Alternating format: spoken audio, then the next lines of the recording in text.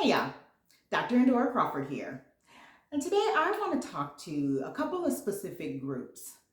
Now, when I name these groups, it doesn't mean if you don't fall into that category that you can't watch this video or that you can't gain something from this video. Matter of fact, you probably can.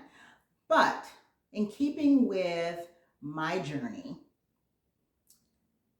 throughout the year, I want to focus on some specific groups that directly relate to my journey. If you are going through perimenopause, menopause, or postmenopause, I'm talking to you.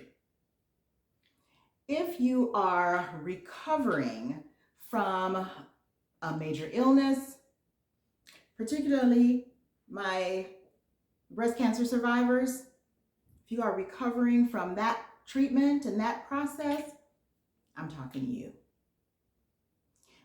As we talk about this fitness journey, and that has been my focus this month really, is really talking about this fitness journey. I wanted to talk to those groups of folks about what it looks like, what it feels like, and what I have gained as I have gone through my journey back into the fitness world, post menopause, post cancer, post chemo, post all of the things that follow those. There have been some things along the way that I have learned and that I have learned to adjust as I work myself back in to exercise and movement and just that whole journey. And I kind of want to share some of the major things that I have learned to adjust. But a little bit of backstory, just want to share kind of how I got to this place. I was not naturally going through menopause. My body was nowhere near approaching perimenopause. But I was in 2020 diagnosed with breast cancer.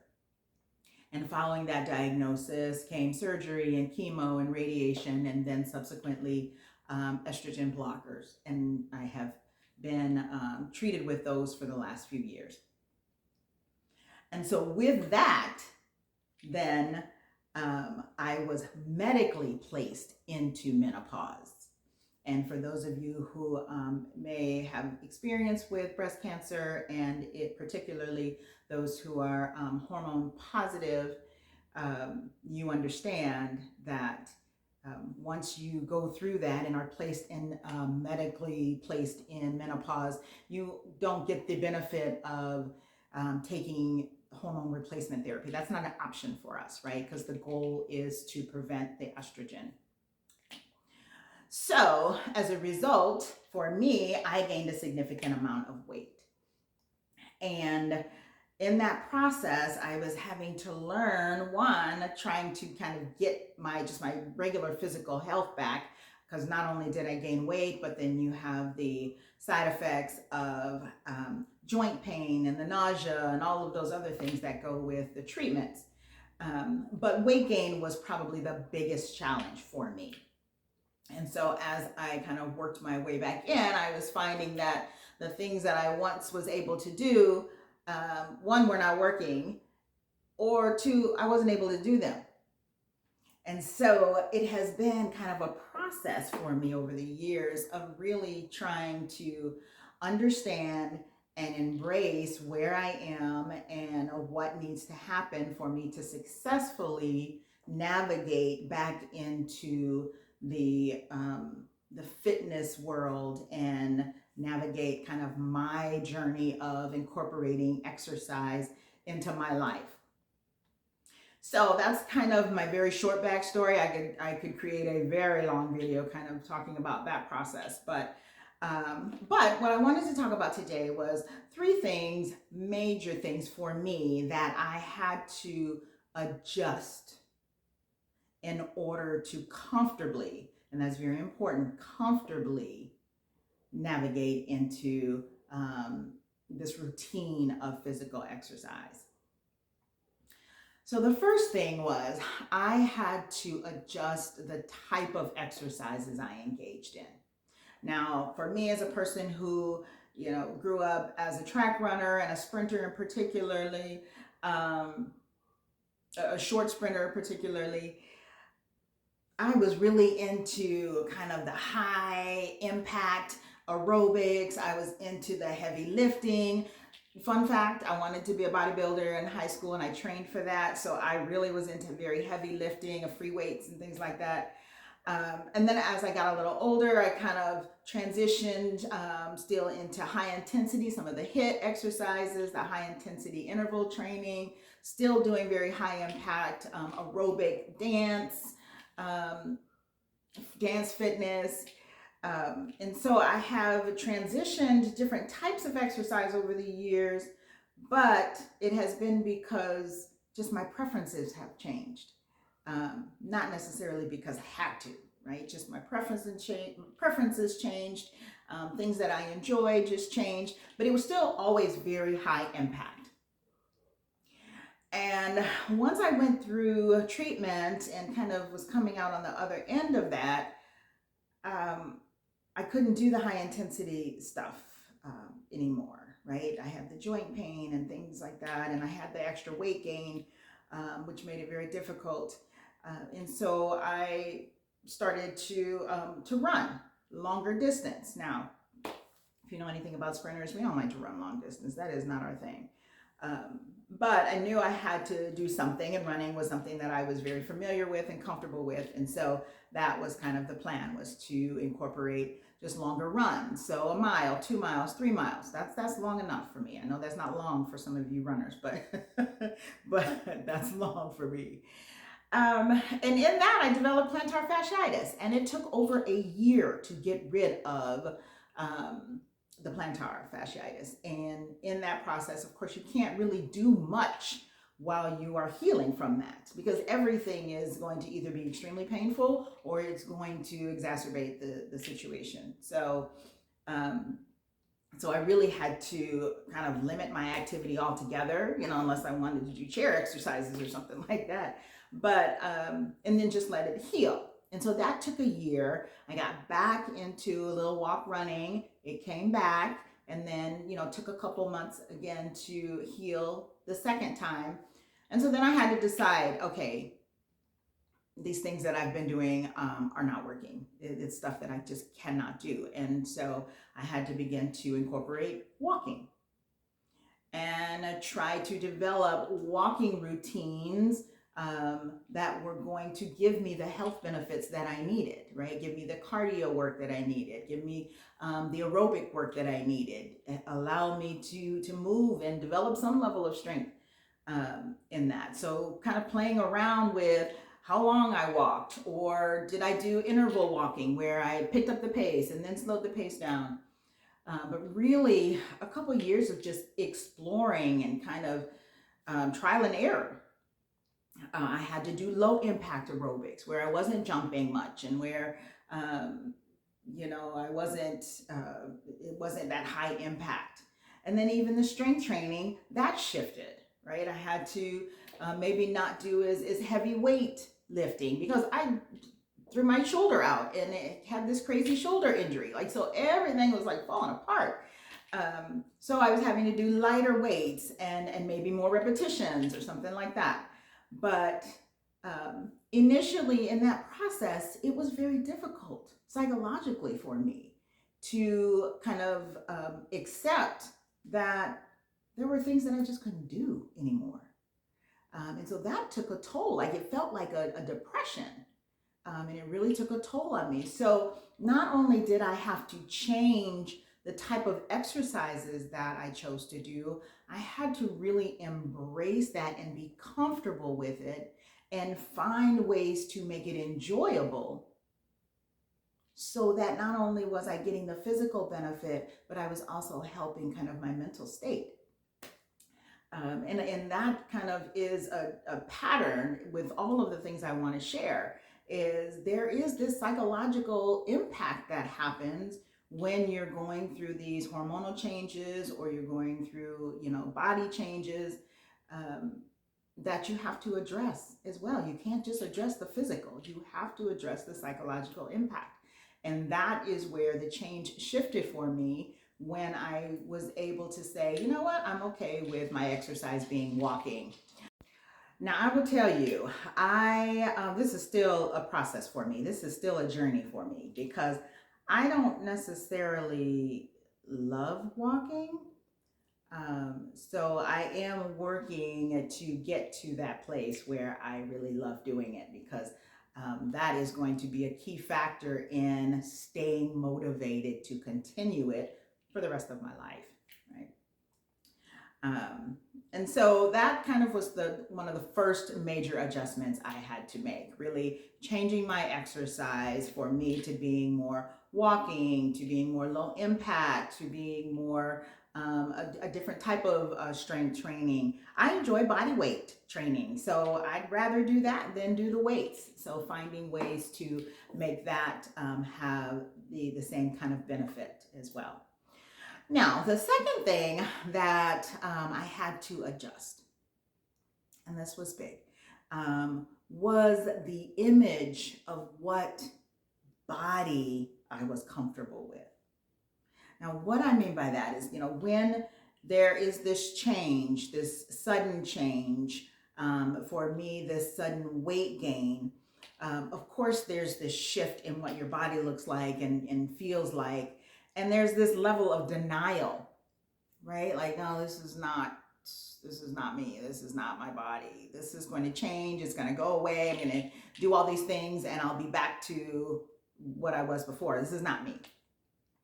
No, sis, this is you. Like, I had to really say, yo, Indo, this is you.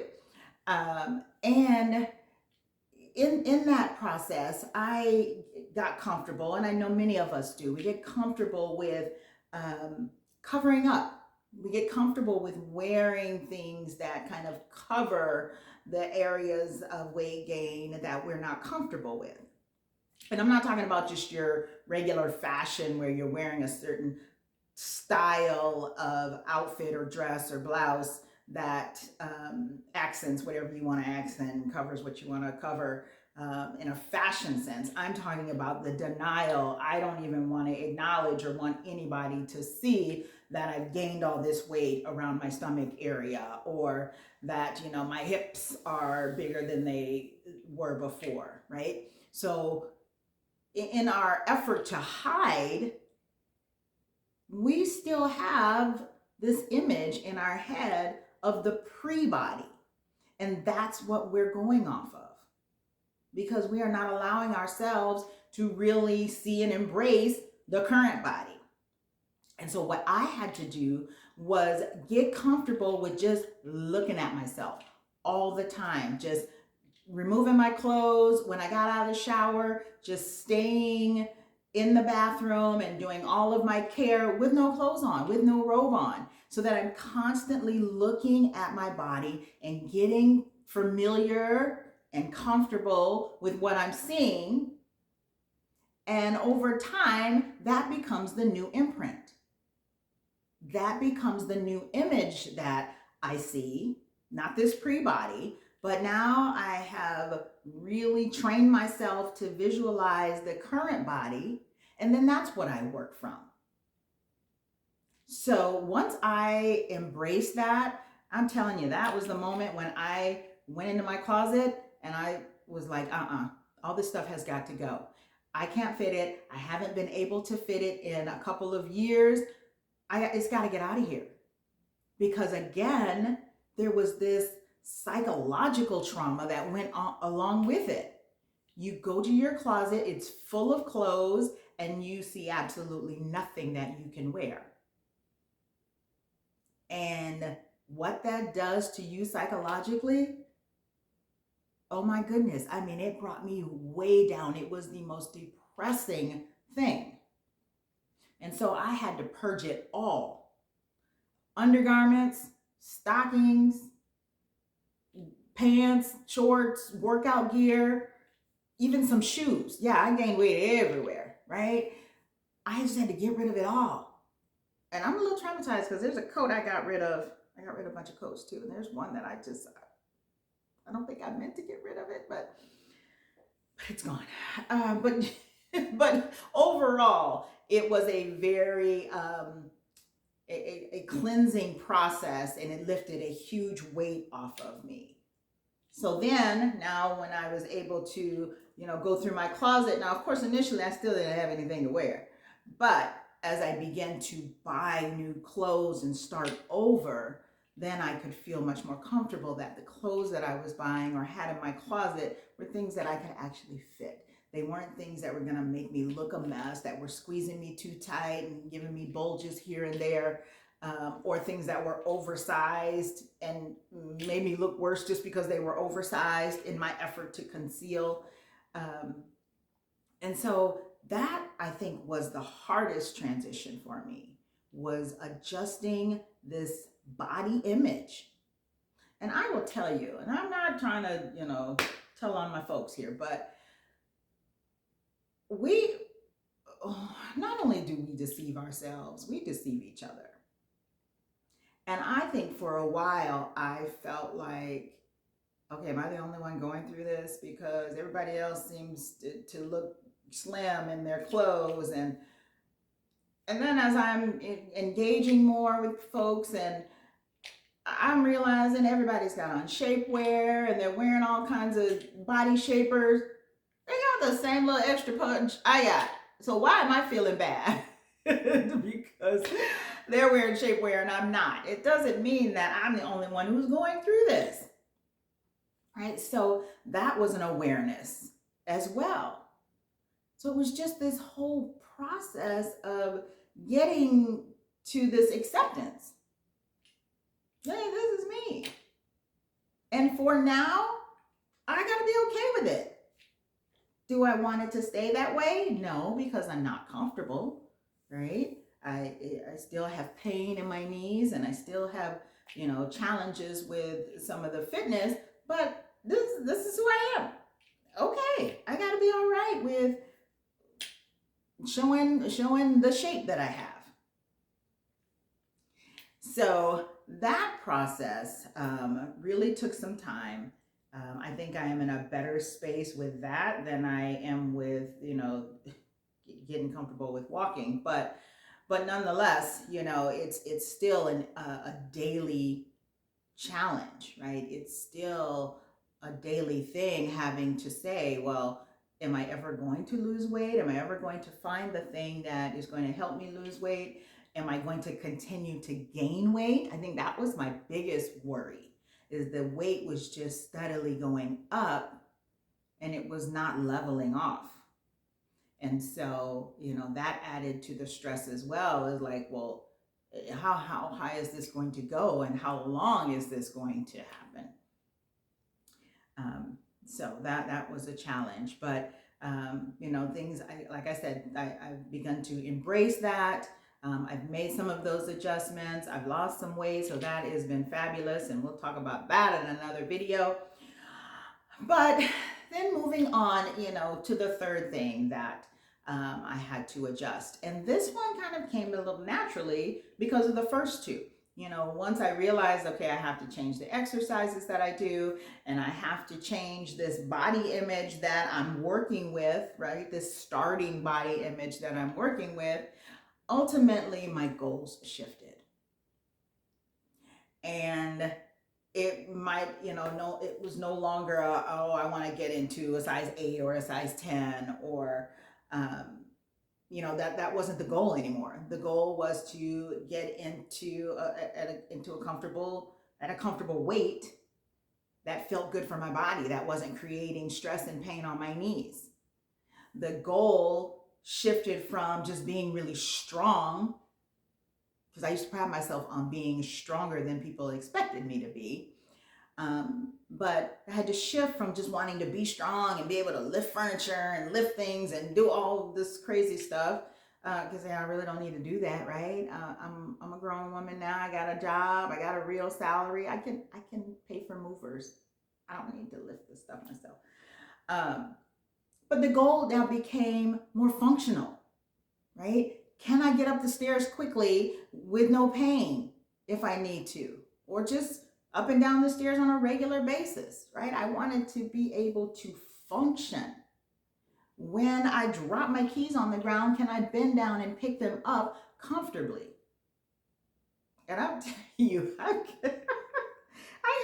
I have some images of some days where I was not comfortable and I'm walking my dog and I gotta pick up the dog poop and it is a struggle to get all the way down that far on the ground. I just want to laugh at myself right now because I have this image in my head. But that was driving my new goals. I want to be comfortable doing regular things in life. Being able to pick up things and get in and out of places and up and down stairs and steps and hills. So the goals just kind of naturally shifted. And that was very important because that then allowed me to, one, feel more successful as I was, getting closer. Because even in the 14 pounds that I lost, did I say 14? 14 pounds I lost, I noticed the difference in how my knees felt. Just 14 pounds. I got a lot more pounds I could lose, but just in that, I felt a difference. And so that small success now becomes motivating, and it motivates me to want to continue. And of course, if you continue and stay consistent, you are going to reach, the ultimate goals. But there's just so much we have to shift and adjust before we can even start that process. And I think that really is my message today, is to get to a place where you are comfortable with the type of exercise you are capable of doing and that works for you, with what that body looks like currently, and with what your goals are, what your realistic goals are that can motivate you to continue on this journey from today through the rest of your life. If you need some support, I got you. If you have support already, use them, take advantage of that. We got this.